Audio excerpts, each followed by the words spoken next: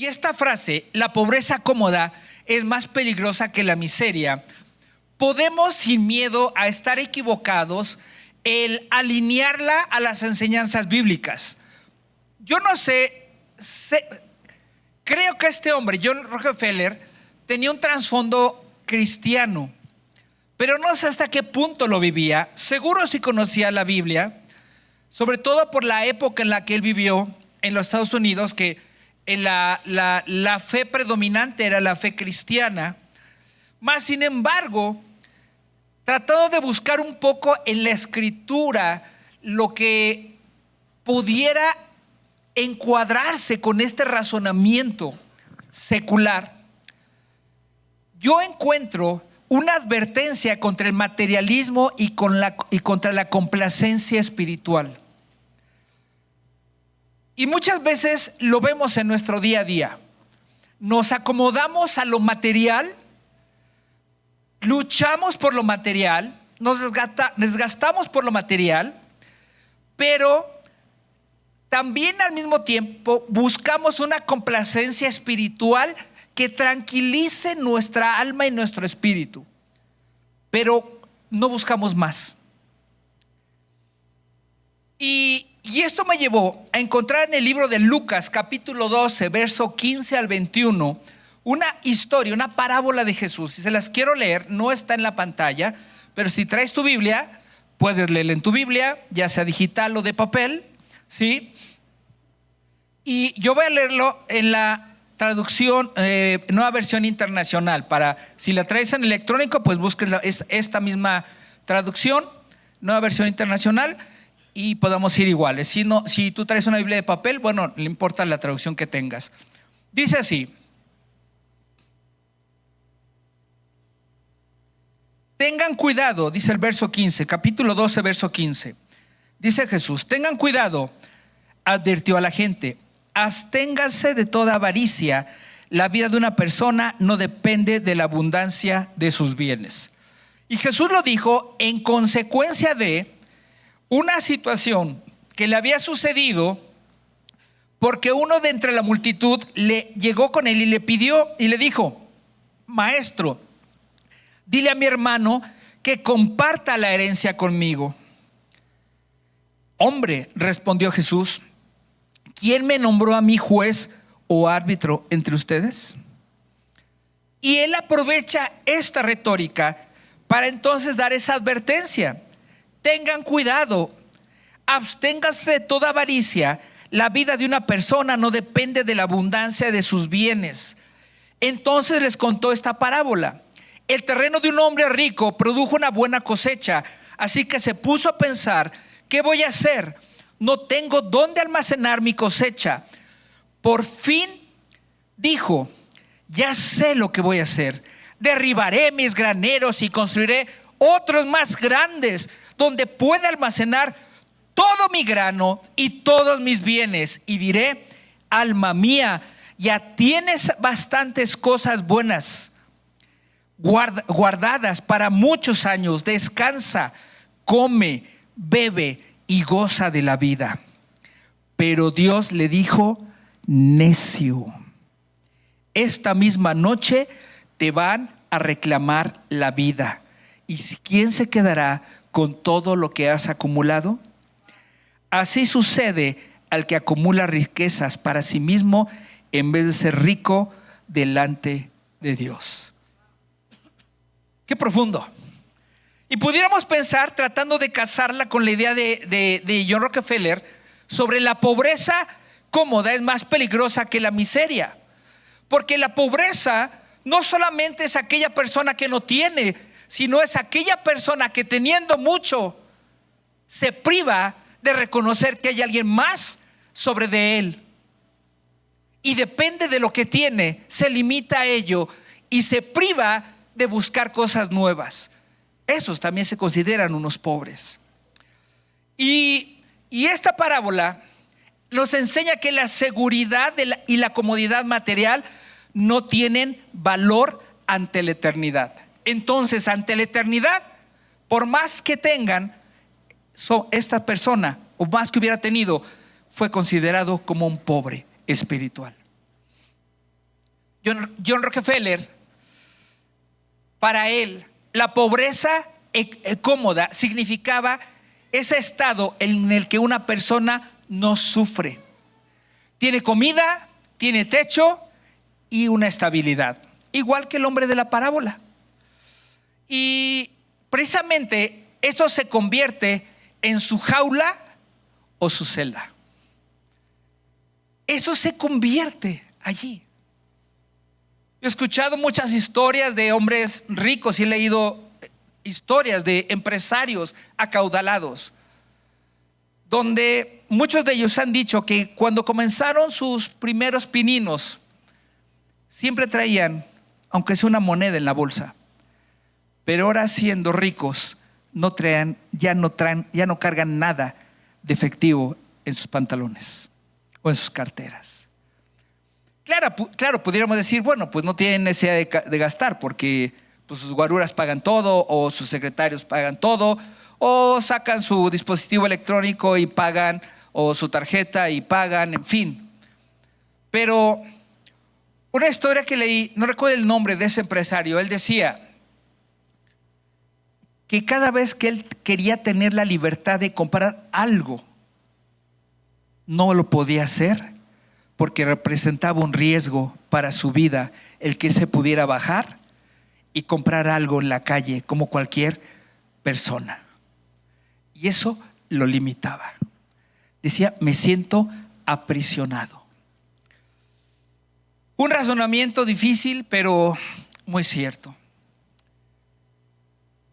Este hombre, John Rockefeller, contaba una historia sobre, me imagino que fue un vecino de él, pero decía que era un chico de 20 años que estudió igual que él contaduría. Y este chico consiguió un trabajo seguro en un banco, con un buen salario, un buen ambiente, cero riesgos. Y todo el vecindario a su alrededor decía, wow, qué inteligente fue este chico, agarró un buen trabajo. Y qué estabilidad tan fuerte va a tener en su vida. Mas, sin embargo, decía John Rockefeller que 15 años después lo encontró y se dio cuenta que ese hombre, 15 años después, seguía sentado en la misma silla, en el mismo escritorio, en el mismo departamento, con los mismos miedos, aterrado de renunciar al banco y de empezar algo nuevo. Ese hombre, decía John Rockefeller, no era pobre, pero dejó de crecer. Y cuando dejamos de crecer es cuando nosotros nos encerramos en esa jaula que lleva un título: pobreza. Cuando no aceptamos los retos, nos metemos en esa jaula que dice pobreza. John Rockefeller tenía 16 años cuando tuvo la posibilidad de haberse quedado como contador. Mas, sin embargo, él corrió un riesgo y empezó a dedicarse al negocio del petróleo. Todo el mundo le dijo que estaba loco. Mas, sin embargo, este hombre se convirtió en un multimillonario posteriormente. Una última frase que él acostumbraba a decir y lo escribe en los libros de su historia.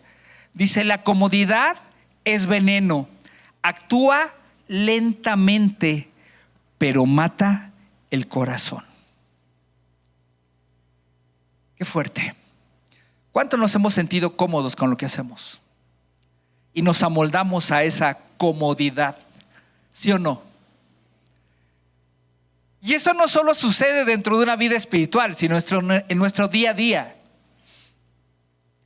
Agarramos una ruta para ir al trabajo porque es la más cómoda, la más recta, pero no experimentamos por otras rutas u otros medios que nos pueden salir con mayor beneficio. ¿Por qué? Porque son desconocidos. Tenemos un dinero extra, no lo invertimos, no lo guardamos. ¿Por qué?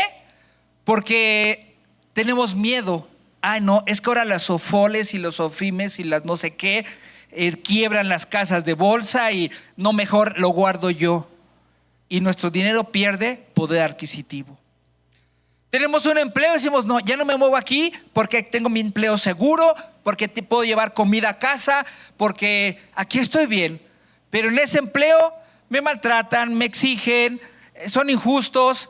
Pero yo ¿qué digo? Aquí estoy cómodo y no cambio. Y así en nuestra vida suceden muchas cosas. Y lo más peligroso de la pobreza cómoda es que la sociedad la aplaude. A quienes viven así los llaman prudentes, sensatos e irresponsables. Pero irresponsables. ¿Sí?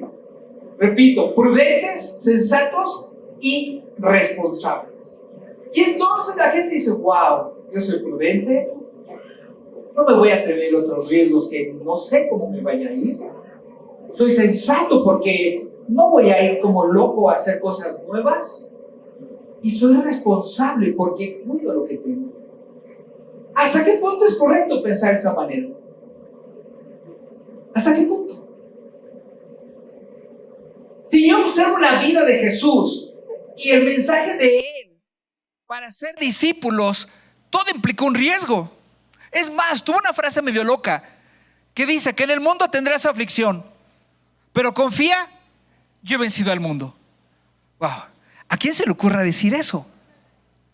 En el mundo, o sea, si tú quieres tener gente que te siga, no le digas que les va a ir como en feria. ¿Sí o no? ¿Y qué hizo Jesús? Quería tener seguidores, pero lo primero que hizo fue espantarlos, porque les dijo, aguas, en su vida como discípulos míos van a tener aflicciones. Les va a ir mal, pero confíen, porque yo ya vencí al mundo. O sea, a mí que me sirve que ya venciste al mundo si me está yendo a mí de la fregada por seguirte. Y es ahí donde mucha gente piensa y dice, qué incongruencias de ser cristiano. Mejor no seas cristiano, porque eres un hipócrita. Mejor vive tu vida, disfruta, vive tranquilidad. Pero la fórmula para escapar de esa trampa es simple. Ampliar constantemente tu zona de incomodidad. Amplía constantemente tu zona de incomodidad.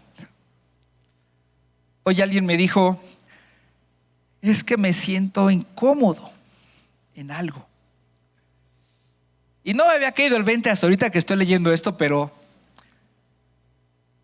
a quien me lo dijo, amplía constantemente tu zona de incomodidad. ¿Y por qué tú que estás ahí sentado en estas sillas, no volteas con el que está a tu derecha o a tu izquierda y dile, amplía constantemente tu zona de incomodidad?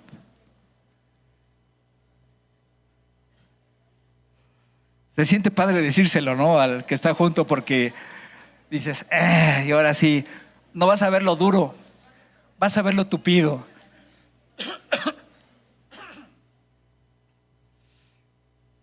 Y Mateo 5, verso 3. Para los que me conocen ya saben que me encanta Mateo 5, 6 y 7. Para los que han sufrido conmigo, pues ni modo, les va otro ratito. Mateo 5, 6 y 7 dice, Jesús proclamando, dice, bienaventurados los pobres en espíritu, porque de ellos es el reino de los cielos. Bienaventurados los pobres en espíritu, porque de ellos es el reino de los cielos.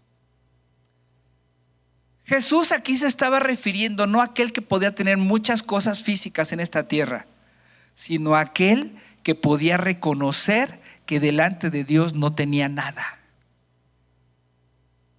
y que toda su vida dependía de Dios. Cuando nosotros llegamos a ese punto, entonces es cuando tendremos la seguridad de poder ver el reino de los cielos.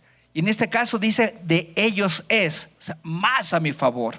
Yo quiero que el reino sea mío, tengo que aprender a ser pobre en espíritu. O sea, desprenderme de todo aquello que en el cual yo me jacto, en lo cual yo deposito mi tranquilidad financiera, mi tranquilidad emocional, mi tranquilidad espiritual, me doy por bien servido, me estoy satisfecho y me quedo en un lugar cómodo porque digo, ya aquí estoy bien. Estoy en una buena iglesia, hay buen ambiente, hay buena alabanza, está bonito, me gusta la convivencia al final. Bueno, si es tu forma de pensar, híjole, próximo domingo quitamos las sillas, apagamos las luces y nomás suelo. Quien quiera venir se puede sentar en el suelo y no va a haber instrumentos y no se va a vender nada y no se va a prender el aire acondicionado y vamos a sufrirle. O sea, para que no nos acostumbremos, pero a veces nos acostumbramos tanto a decir, wow, es que está bien cómodo, qué padre. Leyendo la historia de Job, nos podremos dar cuenta de que es necesario cambiar nuestra perspectiva. ¿Quién era Job? Sí, es el libro que está escrito antes del libro de los Salmos, por quien, si no lo sabías, ahí está su historia. Job era un hombre muy rico, sumamente rico, con una gran familia y podemos decir que era un gran empresario de su época, un equivalente a John Rockefeller, o sea, wow. Pero creo que siempre hemos visto un poquito mal la vida de Job, porque lo hemos visto de una perspectiva, tal vez pudiéramos decir, en la cual Dios fue un poco mala onda contra Job. Porque dice la historia que nos relata el mismo libro, que un día llegó Satanás al cielo, Dios le pregunta que dónde andaba, y él le dijo, pues andaba yo rodeando la tierra y andaba yo viendo qué fechorías hacer por ahí. Y entonces Dios le dijo, oye, ¿ya viste a mi siervo Job? Y ahí se desata toda una historia. Pero lo malo es que Dios permite que Satanás le haga la vida de cuadritos al pobre Job. Y Job lo pierde todo.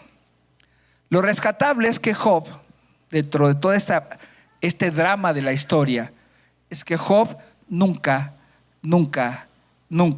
reniega de Dios. Ahora, ¿cuántas veces nosotros nos ha ido un poquito mal y lo primero que hacemos es darle espalda? Ya no voy a la iglesia, ya no me reúno, ya no leo mi Biblia, ya no canto. ¿Para qué? Si no me está yendo bien. Es que yo sigo con mis fechorías y sigo con mis vicios, sigo con todo. Entonces, ¿qué caso tiene seguir buscando a Dios? No, o sea, no le veo oportunidad a esto. Mejor sigo yo con lo mío, pues feliz y contento y pues no pasa nada, ¿no? La disfruto. Pero sin embargo, regresémonos a la historia de Job, ¿sí? Y debemos de aprender a verlo un poquito diferente, esa perspectiva, porque no solamente es calamidad, sino hay cosas muy buenas y rescatables. Satanás no le temía a la riqueza de Job, sino al testimonio que Dios tenía de Job. ¿Qué testimonio tiene Dios de tu vida? ¿Te puede presumir? No me contestes. Yo más bien yo te diría, no te metas ese rollo, no contestes. Mejor enmudece, así calladito, como que no pasa nada, aunque por dentro estés, qué mala onda, híjole, no creo que tenga buen testimonio. Job era un hombre intocable, pero no por lo que tenía, sino por lo que él era delante de Dios. O sea, las riquezas no importaban. Lo que importaba era el interior y el corazón de Job. Fíjate lo que dice el libro de Job, capítulo 1, verso 1 al 8. Llega el Satanás y Dios le dice, ¿te has puesto a pensar en mi siervo Job? No hay en la tierra nadie como él. Es un hombre íntegro e intachable que me honra y vive apartado del mal. ¿Sí? Quiero que me acompañes a leerlo en voz alta, por favor. Dice, ¿te has puesto a pensar en mi siervo Job? Le preguntó el Señor. No hay en la tierra nadie como él. Es un hombre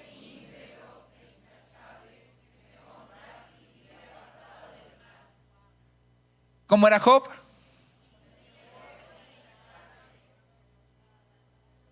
Y apartado del mal. Ahí como que ya mucho les costó trabajo, ¿no? No presumió las riquezas de Job. No presumió la familia de Job. No presumió nada de Job, de lo terrenal.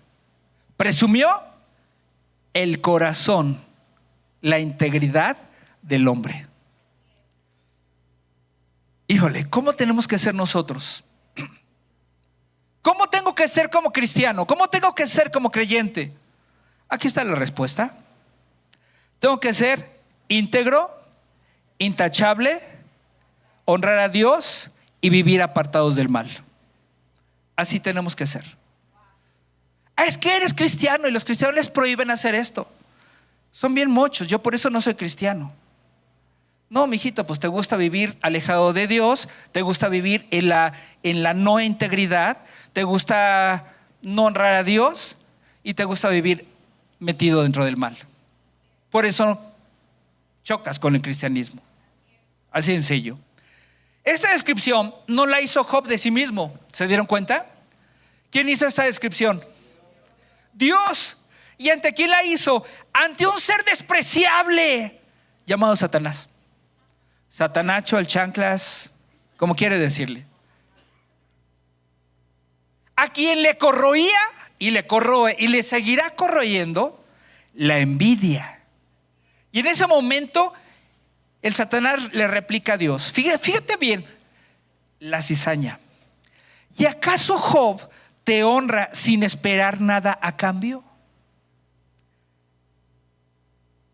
¿Por qué buscas a Dios? ¿Porque Dios te dio la vida hoy? ¿Porque tienes un buen empleo? ¿Porque te aceptaron en la universidad? ¿Por qué buscas a Dios? ¿Te has puesto a pensar que lo buscamos por lo que recibimos de Él?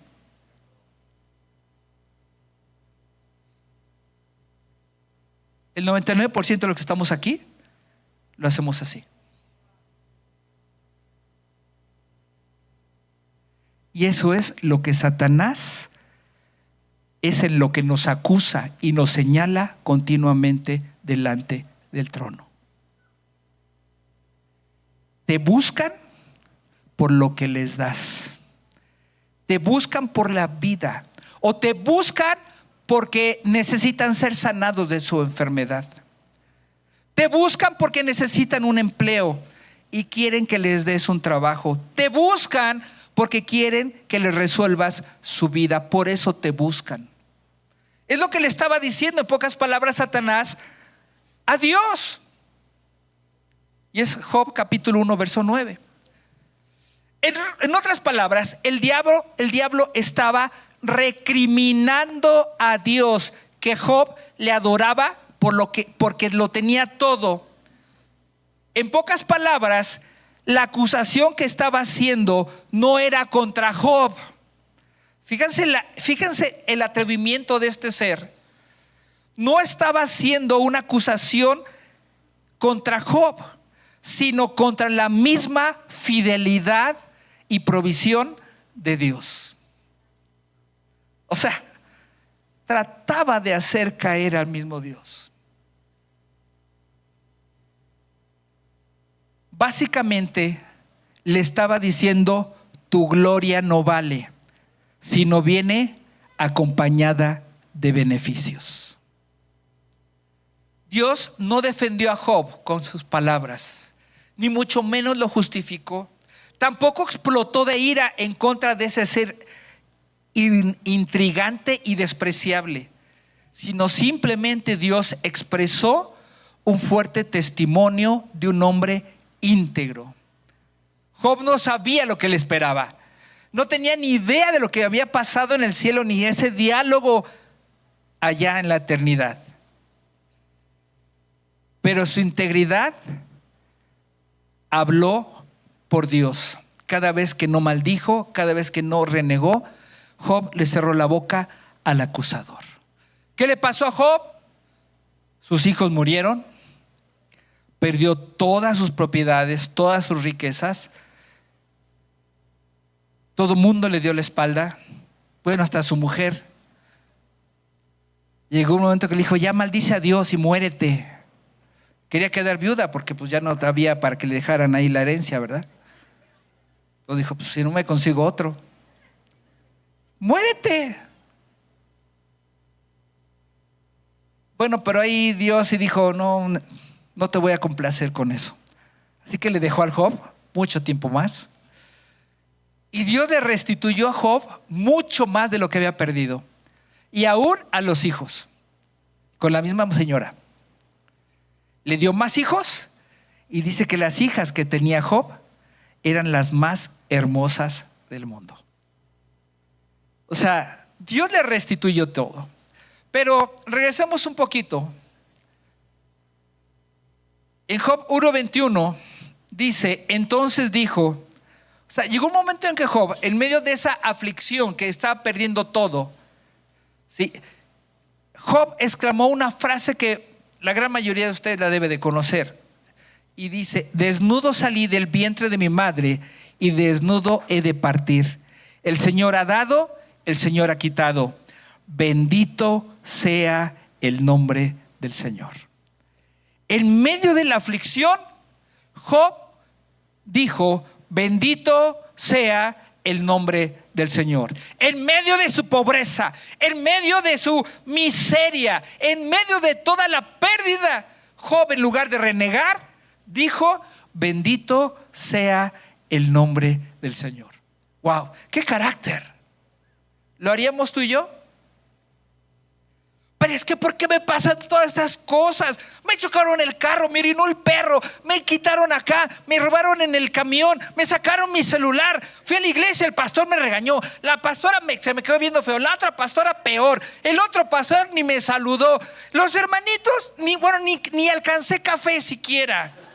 Wow, no es posible, ya no voy a ir. Eso hacemos.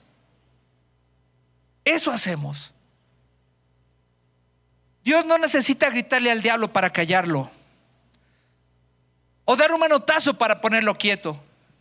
Solo necesita un siervo que no se rinda, un siervo 100% íntegro. Y eso es lo que fue Job, una expresión de adoración que sobrevivió en medio del quebranto. Dios usó a Job para mostrarle al mundo espiritual que hay quienes sí les sirven porque quién es Él y no por lo que Él les da. ¿Por qué sigues a Dios? ¿Lo sigues por lo que Él te da? ¿O lo sigues porque estás enamorado de Él? ¿Por qué lo sigues? ¿Por qué lo sigo yo? ¿Por qué lo seguimos? No seamos personas emocionales, pues nunca podríamos sostener el evangelio de Jesús, el evangelio de la cruz. Pues si la fe que decimos profesar depende de nuestros sentimientos, ellos solo reflejarán que no hemos entendido lo que es rendirse a Él. Al cielo no va a entrar gente emocional, va a entrar gente de convicciones firmes y seguras. Si Job hubiera actuado en base a la reacción de sus emociones, como hoy día muchos cristianos caminan por la vida siendo obedientes, pero a sus emociones, el argumento de Dios hubiera sido todo un fracaso. Incluso cuando enfrentamos momentos difíciles, Dios no podría dar testimonio de nosotros y quedaría como un mentiroso.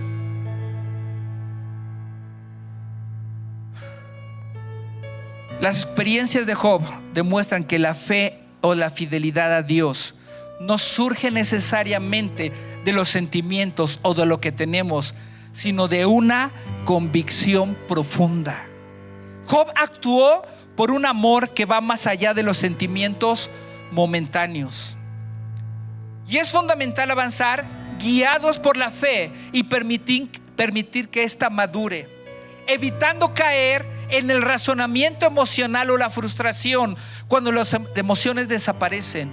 Job no vivió rodeado de milagros, sino que experimentó en carne propia lo que significa rendirse plenamente a su Creador. Eso era Job. Eso era Job. Es por ello que lo que hoy afirmamos es que el camino de la cruz no es emocional. Cargarla mucho menos. Pues la verdad es que el camino es angosto, pero la carga de esa cruz es ligera en Jesús.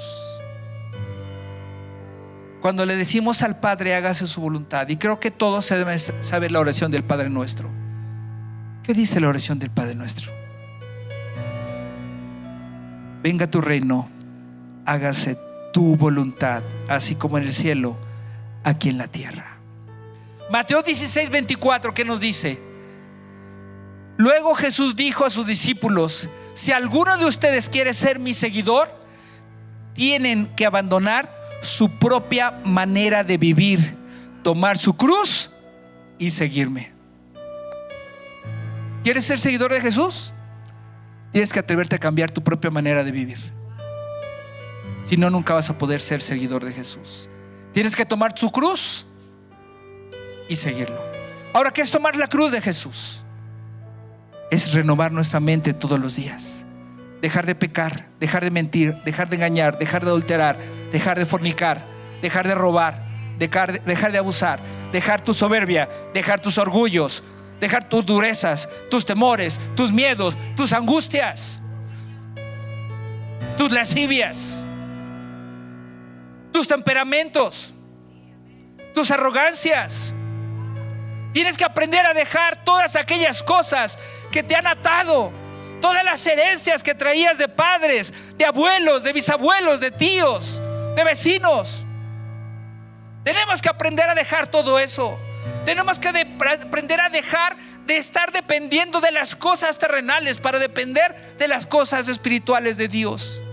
Busca primeramente el reino de Dios y su justicia, y todo lo demás te será añadido. Y cuando Jesús dijo eso, estaba hablando sobre qué comeremos, qué vestiremos, qué calzaremos.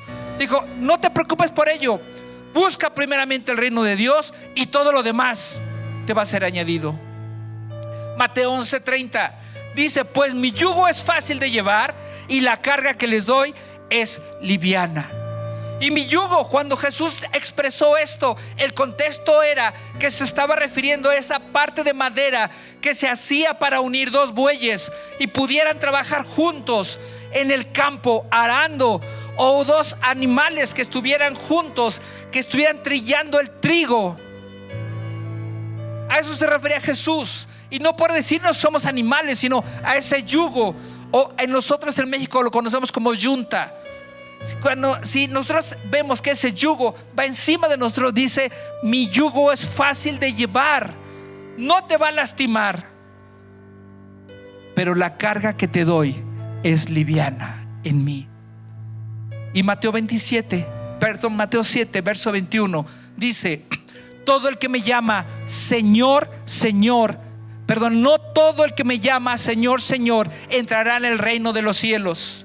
Solo entrarán aquellos que verdaderamente hacen la voluntad de mi Padre que está en el cielo. ¿Cuál es la voluntad del Padre? ¿Cuál es la voluntad del Padre? Que tus emociones de soberbia, de orgullo, de arrogancia, de dudas, de fracasos mueran. Que tu corazón cambie, que seas diferente, que te atrevas a ser diferente. En varias ocasiones me han dicho: no puedo perdonar. A lo que yo he respondido: ora por esa persona que no puedes perdonar, pide por ella, intercede por ella, y cuando menos lo pienses, le habrás perdonado. Y Padre, perdona nuestras deudas como nosotros hemos perdonado a nuestros deudores, decía Jesús en esa oración. ¿Cómo quieres? ¿Cuánto quieres? ¿Hasta dónde quieres que el Padre te perdone? En la medida que tú perdones, vas a ser perdonado. Así es donde se prueba quién vive creyendo, cargando la cruz y el yugo, y quién solo vive sintiendo y viviendo en la pobreza cómoda. ¿Sabías que Dios sigue siendo fiel a nuestras vidas, aunque nuestro corazón tiemble ante la adversidad? Por esta razón, amada iglesia, es importante mantenernos firmes en la esperanza que nos ha dado y evitar que nuestra fe se debilite. Si vivimos guiados únicamente por lo que sentimos, podemos reconocer que aún no hemos comprometido nuestra vida plenamente a seguir a Jesús. ¿Por qué eres cristiano? ¿O por qué quisieras ser cristiano? Bueno, te lo digo diferente. ¿Por qué eres católico? ¿O por qué eres maometano? ¿Por qué eres budista? ¿Por qué eres hinduista? ¿Por qué eres agnóstico? ¿Por qué eres ateo? ¿Por qué? Por emoción. Esa es la respuesta sencilla. Emocionalismo. Emocionalismo. Hay mucha gente que dice: ay, es que la alabanza se siente tan hermosa en este lugar. Qué triste, porque nomás son tus emociones. Pero yo quisiera que alguien me dijera: wow, pastor, la alabanza quebrantó mi vida y me di cuenta que yo necesito más de Dios. Qué diferente es. Seamos verdaderos seguidores, no por las emociones que sentimos o vivimos. Sigamos porque hemos conocido al que verdaderamente nos da estabilidad emocional, Jesucristo. Quiero que te pongas de pie, si me haces el favor.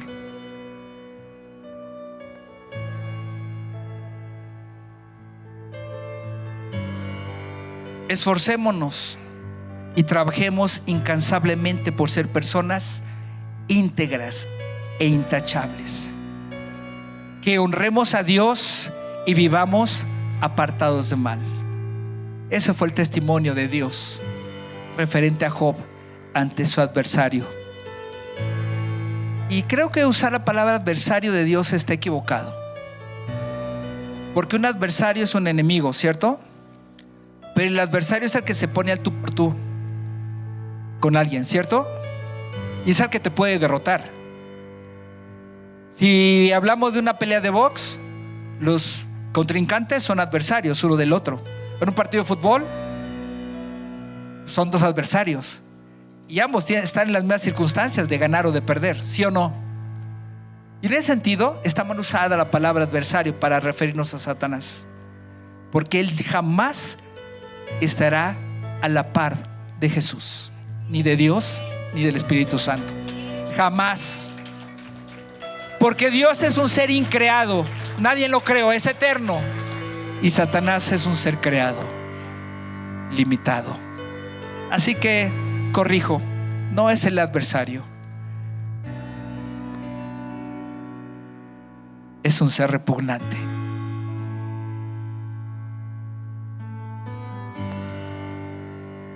Pero trabajemos porque nuestro testimonio del Padre hacia nosotros sea que somos íntegros, intachables, que siempre le honramos a pesar de las circunstancias y que estamos viviendo apartados del mal. Yo quiero que cierres tus ojos ahí donde estás, si me haces el favor. Y hay una pregunta final que quiero hacerte. Quiero que la pienses. No me mires, sino reflexiona un poquito, porque de nada hubiera servido que vinieras hoy aquí si no te vas con una reflexión en ti, en tu interior. Y esta pregunta: ¿estoy creciendo realmente o simplemente estoy cómodamente quieto? Siendo simplemente prudente, sensato y responsable. ¿Estoy creciendo? ¿Cuánto tiempo tengo de creyente? ¿O qué voy a hacer en el futuro como creyente? ¿Voy a seguir siendo cómodamente o estando cómodamente sentado en el lugar donde estoy? ¿O me voy a atrever a retos mayores? ¿Me voy a atrever a ser diferente? Me voy a atrever a ya no robar, me voy a atrever a ya no defraudar, me voy a atrever a ya no adulterar, me voy a atrever a ya no mentir, me voy a atrever a ya no incendiarme en mis emociones, me voy a atrever a hablar con la verdad, me voy a atrever a buscar a Dios a pesar de todas las cosas, me voy a atrever a amar a mis semejantes, me voy a atrever a perdonar al hombre que abusó de mí, me voy a atrever a perdonar a mis padres que me abandonaron, me voy a atrever a perdonar a la mujer que me hizo la vida difícil, me voy a atrever a perdonar al hombre que me hizo la vida difícil, me voy a atrever a perdonar a quienes me defraudaron, me voy a atrever a perdonar a quienes me violaron, me voy a atrever a perdonar a quienes me han agredido, me voy a atrever a perdonar, a ser diferente. Y me voy a atrever a conocer más a Dios. Yo no sé la respuesta que tengas, pero esa respuesta que tengas ahí, cuando la tengas, lleva tu mano a tu corazón, a tu pecho. Dile: Dios, esta es la respuesta que encontré ahorita a estas preguntas que hizo el pastor. Y esta respuesta te la quiero dar a ti. Te la quiero dar a ti. Si tú hoy has venido a este lugar con